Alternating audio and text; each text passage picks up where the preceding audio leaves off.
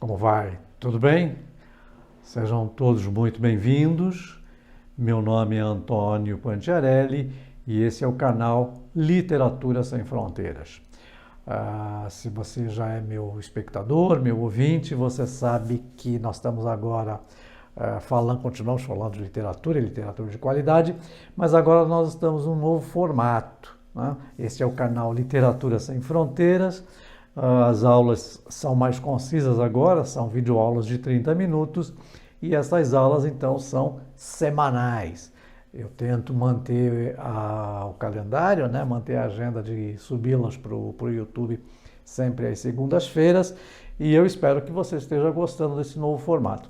Nós já postamos na semana passada a aula sobre Raquel de Queiroz, né? Como eu disse anteriormente na apresentação desse canal, o mês de novembro vai ser dedicado exclusivamente a mulheres, a grandes escritoras. Nós elegemos 4 grandes escritoras para falar neste mês de novembro. A primeira foi então Raquel de Queiroz, a segunda é a nossa convidada especial de hoje, eu já falo dela daqui a pouco.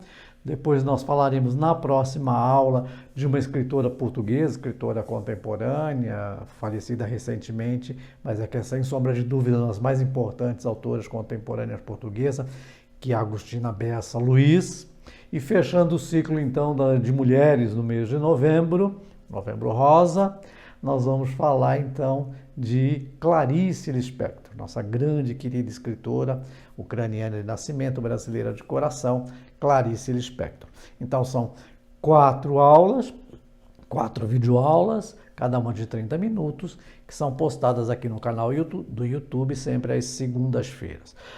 Se você quiser recuperar a aula de Raquel de Queiroz, é só entrar no youtube.com, na área de busca digital, meu nome é Antônio Pantiarelli, e lá também estão as outras 12 videoaulas que nós fizemos em parceria com a Secretaria Estadual da Cultura, e essas sim eram videoaulas de 1h30 de duração, 90 minutos, e de outubro do ano passado a outubro desse ano, nós fizemos 12 videoaulas. Nós falamos de gente do quilate de João Guimarães Rosa, Albert Camus, Dostoiévski, Antônio Lobo Antunes, Fernando Pessoa, Ítalo Calvino, Jorge Luiz Borges. Todas essas aulas estão disponibilizadas no YouTube, caso você tenha interesse. E se você está chegando agora, então, este é o canal Literatura Sem Fronteiras. Agora, como eu expliquei no vídeo de apresentação, eu estou em carreira solo, né? As aulas do ano passado e deste ano até outubro eram em parceria com a Secretaria Estadual da Cultura e agora eu estou em carreira solo. Eu estou falando com você aqui da minha casa, meu smartphone está aí gravando, então talvez a gente perca um pouquinho em qualidade em relação às aulas que foram gravadas no estúdio, mas eu estou em boa companhia. Eu estou sozinho, mas não estou solitária porque eu tenho a sua companhia e muito obrigado por ela. Queria lembrá-lo também que se você não se inscreveu ainda, pode fazer agora, pode dar um pausezinho aí lá, carregar naquele botãozinho de inscrever-se, acionar a campana, o sininho ali ao lado. Assim, toda vez que eu postar uma nova videoaula, você será lembrado e assim você nos ajuda a manter este canal, que é um canal feito sem monetização, um canal sem recursos, feito domesticamente mesmo, mas que eu espero estar agradando e tendo ouvintes, tendo espectadores para esse canal. Então, meu nome é Antônio Pantiarelli, eu sou professor de literatura e crítica literária. Eu tenho um mestrado pela Pontifícia Universidade Católica de São Paulo e um doutorado pela Universidade Presbiteriana Mackenzie. E hoje? Bom, se você chegou até aqui, então, a nossa aula de hoje vai ser sobre inglesa, uma inglesa que nasceu Adeline Virginia Stephan. Nasceu no dia 25 de janeiro de 1882, no distrito de Kensington, em Londres, na Inglaterra. E talvez você não esteja ligando o nome à pessoa, porque ela ficou muito famosa depois quando ela adotou o sobrenome do marido dela. E ela ficou conhecida então como Virginia Woolf. Tá? Claro que você, solerte espectador desse canal, conhece e já ouviu falar em Virginia Woolf. né? Grande escritora inglesa, né? Do começo do século passado, do século XX, escreveu grandes romances, escreveu contos, escreveu crônicas, uma vida atribulada, e eu sempre digo aqui nas nossas videoaulas sobre literatura que o que nos importa não é o criador, mas a criatura, né? A gente sempre se debruça sobre a criatura, sobre o que foi a produção literária, independente da vida do autor. No caso de Virginia Woolf, eu sou obrigado a abrir uma exceção, porque a vida deste criador, a vida desta criadora, influenciou diretamente nas suas obras, nas obras na criatura, né? O resultante desse trabalho. Virginia Woolf, como todo mundo sabe, teve uma vida muito atribulada, né? Cometeu suicídio em determinada altura da sua vida e um sofrimento, uma vida difícil que ela teve, não financeiramente, porque ela era de uma família abastada, né? Uma família de muitos recursos, tanto do lado do pai quanto do lado do marido, mas ela teve sérios problemas emocionais, né? Que fez com que depois ela fosse diagnosticada, ora como neurótica, ora como bipolar, ora como maníaco-depressiva, né? Então tudo isso tem uma influência direta na criação de Virginia Woolf. Então seria impossível, né? Não teria como nós abstrairmos do Criador e focarmos na criatura, porque há uma codependência. A criatura, as obras de Virginia Woolf são resultado direto desta vida difícil, dessa vida marcada por problemas emocionais que ela teve. Então nós vamos falar um pouco das criaturas, mas especificamente eu escolhi 2 romances para conversar com vocês hoje, e da autora, do criador, da criadora, que foi Virginia Woolf. Então, Virginia Woolf nasceu em 1882, como eu disse, na Inglaterra, e morreu no dia 28 de março de 1941.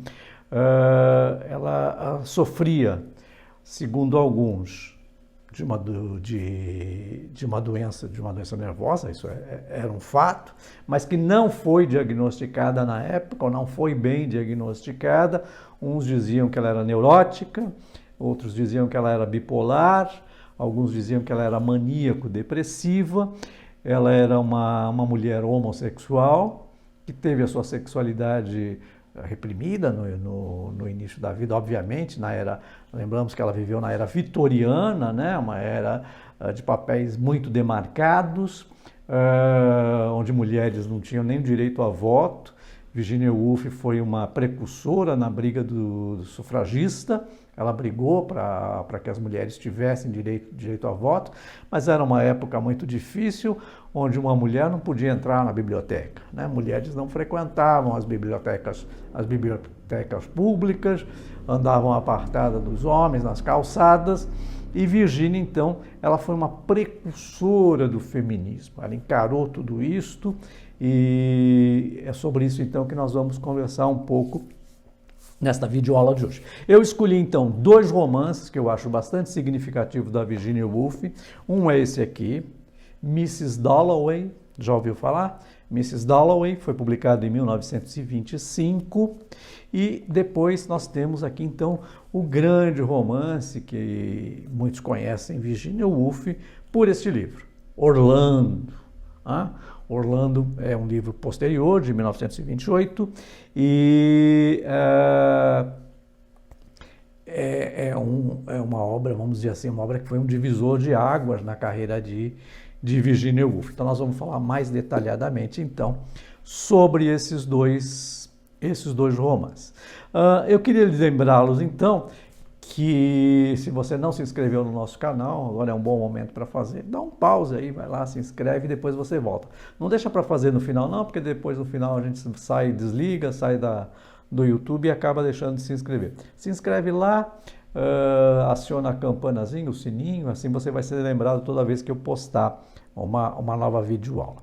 Então, quem era Virginia Woolf? Como eu disse, então, Virginia Woolf nasceu em 1941, né? Ela nasceu com o nome de batismo de Adeline Virginia Stephan, né?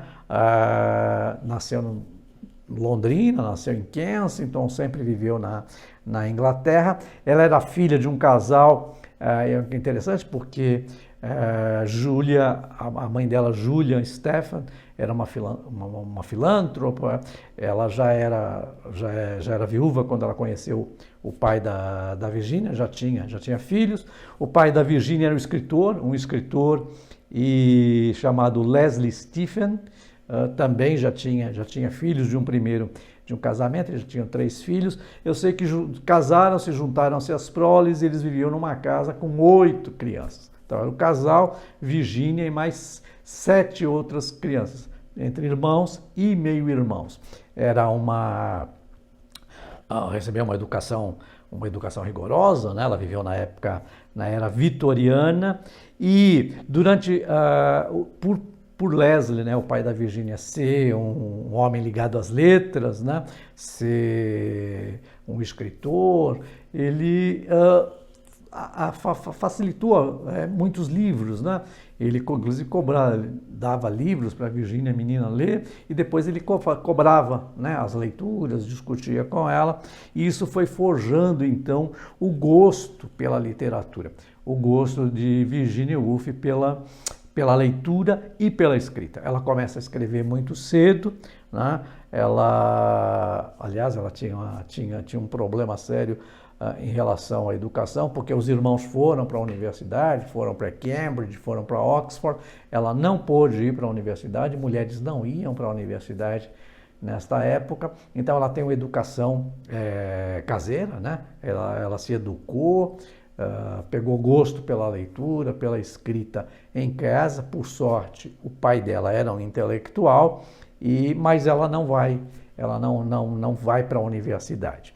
Mas ela acaba se inteirando desde cedo e era uma moça retraída, era uma moça que depois ficou órfã, né? A mãe dela morre, depois a meia-irmã dela assume o comando da família e ela vai ficar sozinha com os irmãos e ela é molestada por um dos irmãos, né? Um dos irmãos, que era meio-irmão, na verdade, né? Irmão por parte de pai, a molesta, a importuna sexualmente. Isso vai causar um grande trauma. Muitos dizem que vem daí a questão da neurose, do bipolarismo, do fato dela ser maníaco-depressiva, desse fato dela ter sido abusada na infância pelo irmão mais velho. Mas essa história é abafada, né? É abafada, ninguém se fala disso. Depois o pai da Virginia também falece e em 1912 Virginia se casou com o historiador Leonardo Woolf, né? Leonardo Woolf, o marido de Virginia, e ela adota então o nome do marido, o sobrenome do marido, e passa a assinar então a sua obra como Virginia Woolf. Isso a partir de 1912, ela vai se casar com ele por volta de 30 anos, mas não havia interesse sexual dela por ele, né? E ela é bastante honesta com ele, ela diz que ela não tem interesse sexual, ele não desperta. Por quê? Porque ela era homossexual, né? Depois ela vai ter um caso com uma outra mulher, de um embaixador, né, um embaixador britânico, uma mulher também intelectual, ligada às letras. Ambas casadas vão ter um relacionamento amoroso, né, e isto tudo então acaba forjando, né, o caráter, forjando o lado emocional da Virginia Woolf. Bom, então, depois do casamento, Virginia e o marido, né, intelectuais, eles criam um círculo no bairro onde eles moram, que é o bairro de Bloomsbury, em Londres, e esse grupo é um grupo de intelectuais que vão se reunir durante muitos anos em torno do casal Woolf, né? Nós temos ali John Maynard Keynes, o romancista Edward Edward Foster, o escritor Lyndon Stratton, ou seja, havia um grupo que era denominado, um grupo de intelectuais que era denominado Grupo de Bloomsbury, Bloomsbury, então, em relação ao bairro, né, em homenagem ao bairro que eles moravam. Esse grupo era um grupo,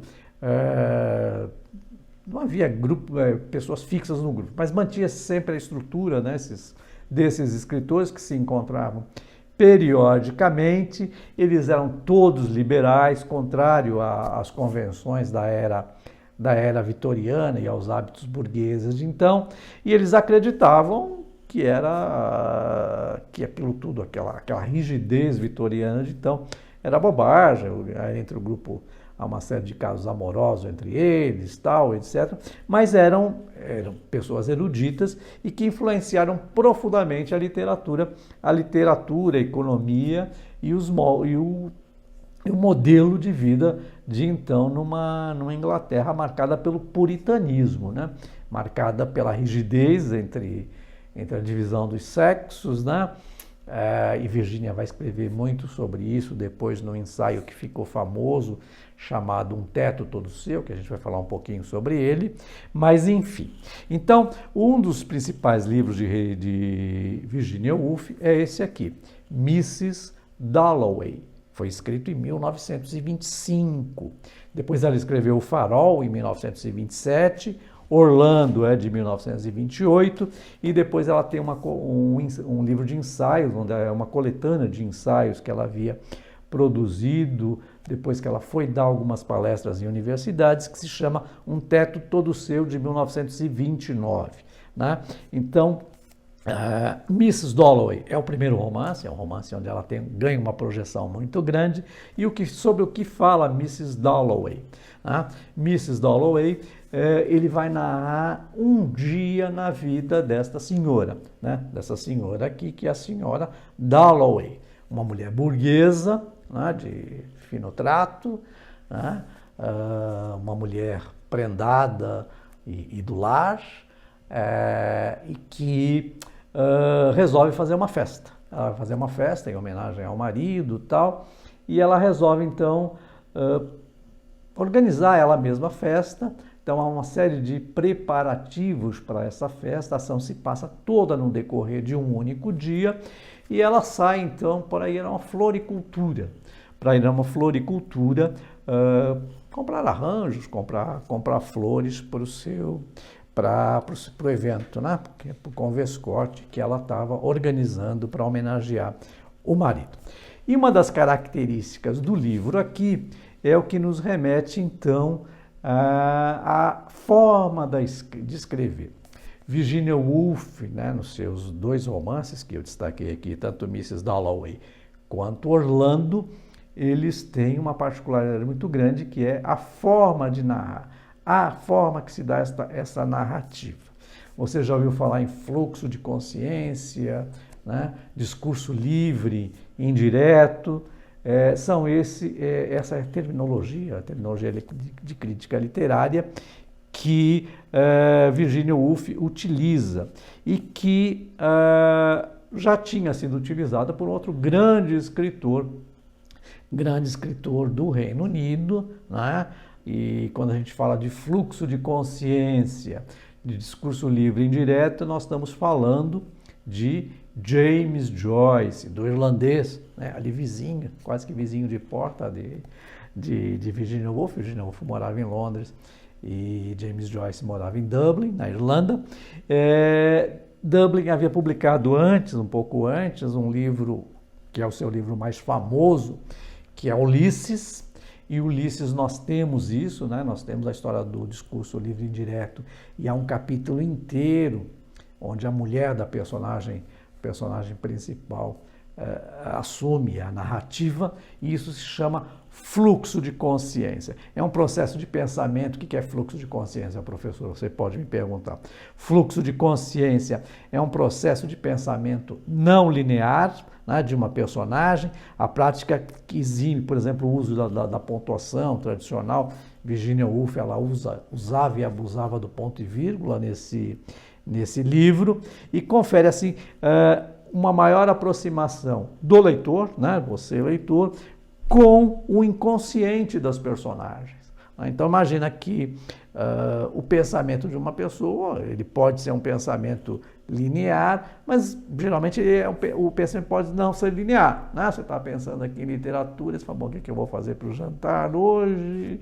Não sei se eu preciso passar no supermercado para comprar alface, amanhã eu tenho que pagar aquele boleto da conta d'água que está vencendo. Enfim, o pensamento humano ela tem essa característica de ser um pensamento não sequencial ou não linear. Isso tudo na literatura é chamado de fluxo de consciência. Então, uma das características desse pequeno romance, essa edição que eu tenho aqui, ela tem 190 páginas aproximadamente, é um livro da editora da Nova Fronteira, eu não sei se está em catálogo ainda, mas não é difícil de encontrar. Se você não encontrar na livraria, e livros estão muito caros no Brasil, né? Eu sempre falo aqui nas minhas videoaulas que eu procuro encontrar e comprar livros em sebos, né? Porque os preços estão proibitivos, mas com certeza você deve encontrar em algum sebo de qualidade esse livro. Mas enfim, então Woolf ela explora através desse romance, através dessa personagem, a sensibilidade e a psicologia, né? Buscando sempre se aprofundar na identidade e na idiosincrasia das personagens. Então, a senhora Dalloway aqui, né, se fosse transpor para os dias de hoje, seria uma mulher de classe média alta, uma dondoca, uma mulher bem casada, recatada e do lar, e ela resolve, então, como eu disse, organizar uma festa em homenagem ao maridão, e ela sai para comprar flores, para ir a uma floricultura, buscar arranjos florais para esse converscote que ela vai fazer mais tarde. Então o livro vai nesta toada. Eu só peço licença para você aqui, eu queria ler só um pouquinho da abertura dele, das primeiras páginas. Ela começa assim, abre aspas. Mrs. Dalloway disse que ela própria iria comprar as flores. Quanto a Lucy, já estava com o serviço determinado. As portas seriam retiradas dos gonzos, em pouco chegaria o pessoal da Rumpelmayer, mas que manhã, pensou Clarice Dalloway, né? Clarice é o primeiro nome da personagem, fresca como para crianças numa praia. Que frêmito, que mergulho, pois sempre assim lhe parecera quando, com um leve ringir de gonzos, que ainda agora ouvia, abria de súbito as vidraças e mergulhava ao ar livre lá em Burton. Que fresco, que calmo, mais do que o de hoje, não era então o ar da manhãzinha, como tapa de uma onda, como o beijo de uma onda, frio, fino e ainda, para a menina de 18 anos, que era ela em Burton, solene, sentido como sentia, parada ali, ante a janela aberta, e vai então nesta toada.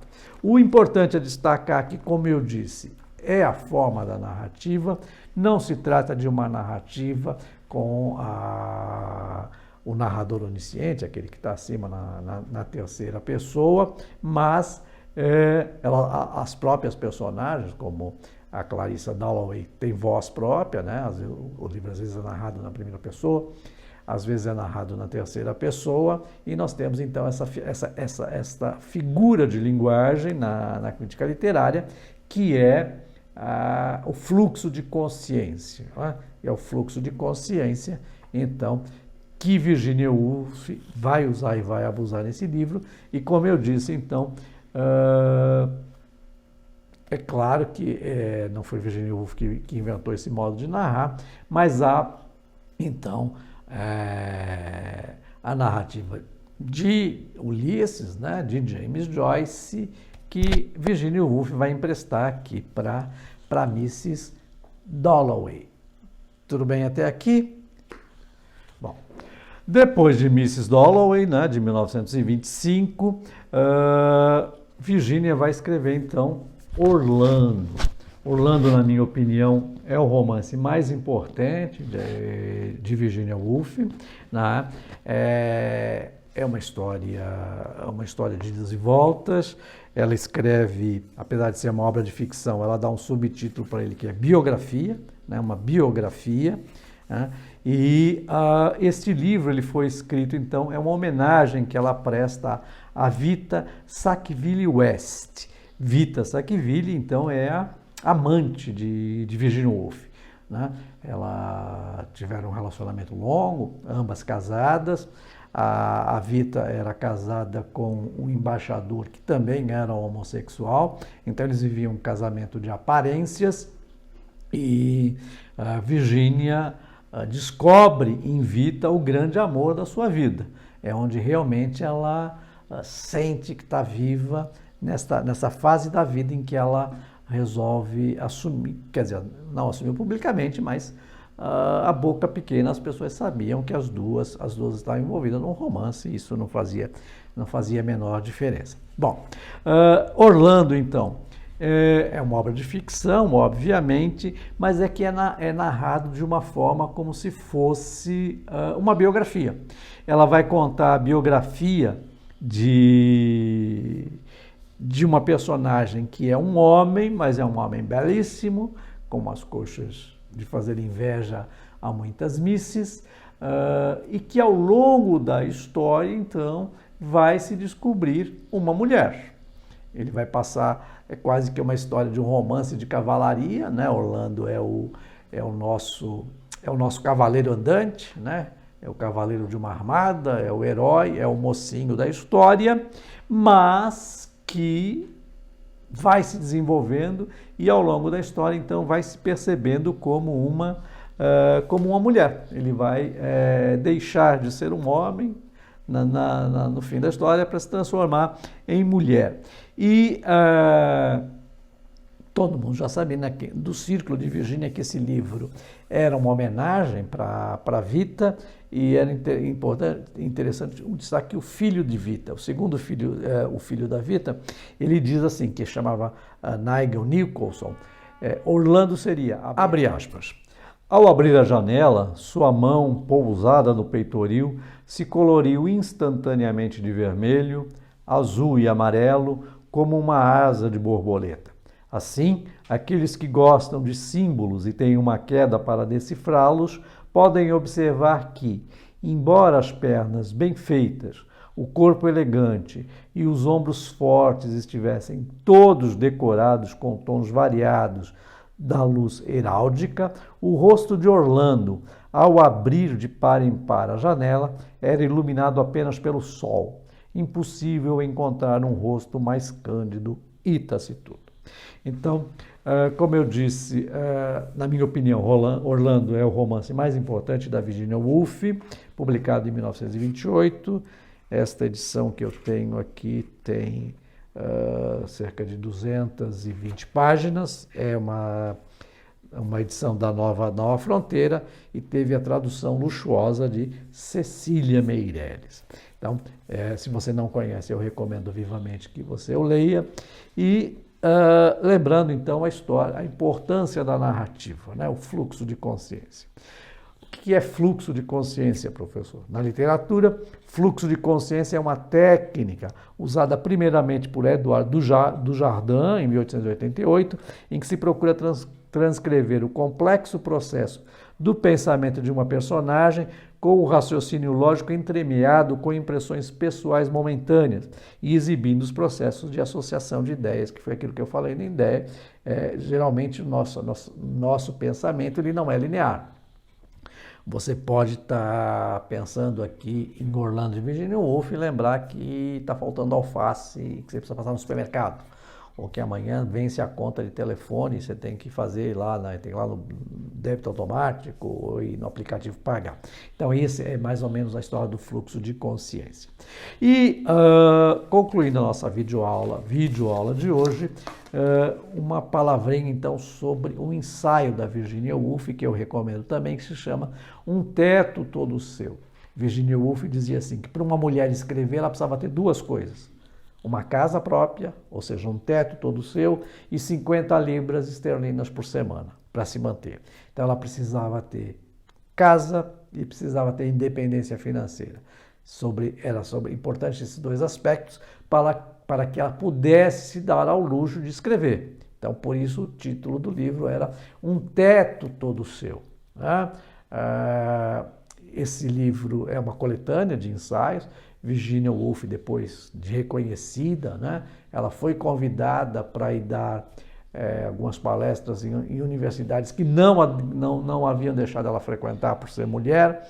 Então ela engendra uma forma muito interessante de apresentar esses ensaios. Ela coloca uma personagem de ficção, que é uma mulher que vai visitar uma universidade e ela vai passar por uma escola feminina dentro da universidade, ela vai ao refeitório e ela percebe que o alojamento das mulheres é muito simplesinho, muito humilde, o refeitório, a comida é de péssima qualidade e que se você fosse frequentar a ala masculina da universidade, você encontraria refeitórios e alojamentos muito melhores para os homens. Então ela vai pontuando as diferenças, o preconceito que existe em relação à mulher na Inglaterra vitoriana, e como ela quebrou essa bolha, como que ela quebrou esse círculo, como que ela conseguiu vir a ser uma escritora respeitada. Então, segundo ela, era muito importante porque ela tinha um teto todo dela e ela tinha as 50 libras esterlinas para se manter por semana. Bom, Virginia Woolf, então, não aguentando a depressão, ela resolve se suicidar. Um belo dia, no dia 28 de março, ela sai, coloca uma série de pedras, enche os bolsos do seu casaco de pedras e entra no rio e acaba morrendo afogada. Ela deixa uma carta para o marido, que eu pretendo ler um trechinho para vocês ainda se houver tempo aqui nessa videoaula de hoje. E para encerrar, então, como eu sempre faço, eu tento fazer um link entre literatura e cinema. Eu queria recomendar para vocês um filme de 2002 chamado As Horas, do diretor Stephen Daldry. Esse filme foi protagonizado por Nicole Kidman, que faz o papel de Virginia Woolf, e tem a participação luxuosa, então, de...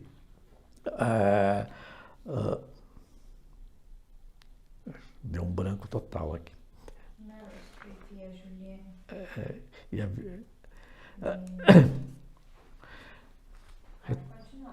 Então, é um filme de 2002, do diretor Stephen Daldry, né, com a Nicole Kidman fazendo a protagonista, a Virginia Woolf, com o auxílio luxuoso do Andrew Harris, da Julianne Moore e da Meryl Streep.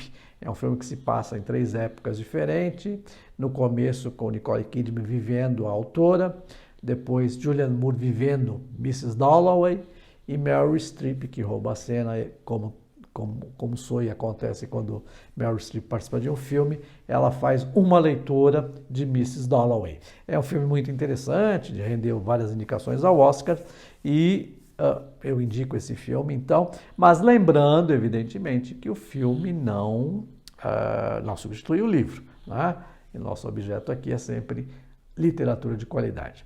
Eu volto na próxima semana para falar com vocês, então, sobre a escritora portuguesa Agostina Bessa Luiz, ok? Muito obrigado se você chegou até aqui e agora eu gostaria, então, que você fosse lá embaixo, desse um joinha para eu poder continuar esse trabalho, agora que eu estou em carreira solo, sem recursos financeiros, que não sejam os meus mesmo, para tocar esse trabalho.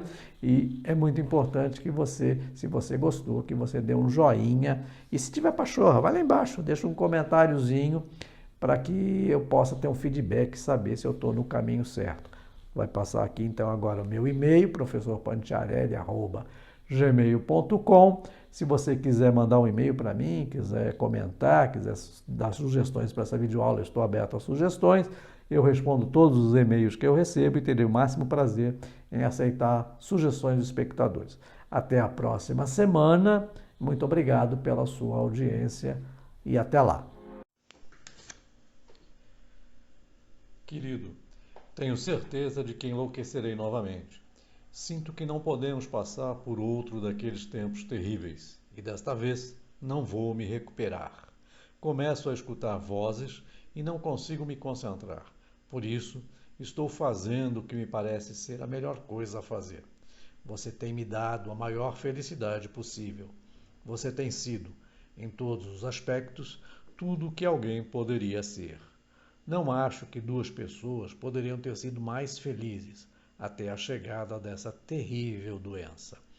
Não consigo mais lutar. Sei que estou estragando a sua vida, que sem mim você poderia trabalhar. E você vai, eu sei. Veja que nem sequer consigo escrever isso apropriadamente. Não consigo ler. O que quero dizer é que devo toda a felicidade da minha vida a você. Você tem sido inteiramente paciente comigo e incrivelmente bom. Quero dizer que todo mundo sabe disto. Se alguém pudesse me salvar, esse alguém teria sido você. Tudo se foi para mim, menos a certeza da sua bondade. Não posso continuar a estragar a sua vida. Não creio que duas pessoas poderiam ter sido mais felizes do que nós fomos. Virginia Woolf, A Última Mensagem.